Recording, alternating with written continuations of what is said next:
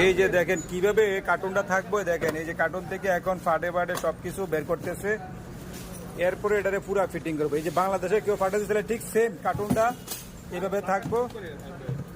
এরপরে দেশে পাঠাতে গেলে কম্বল পেঁচাইয়া সুন্দর করে দেশে দিয়ে দিবেন। এই যে দেখেন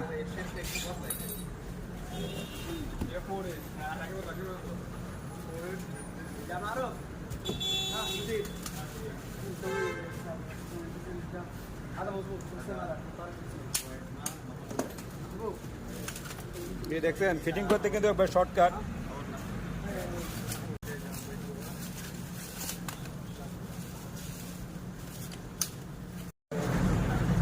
তবে এটা বাংলাদেশে নিয়ে ফিটিং করলে শর্টকাট একবারে, কোনো ভেজালে নেই, যে নিজেটা নিজে ফিটিং করতে পারবো।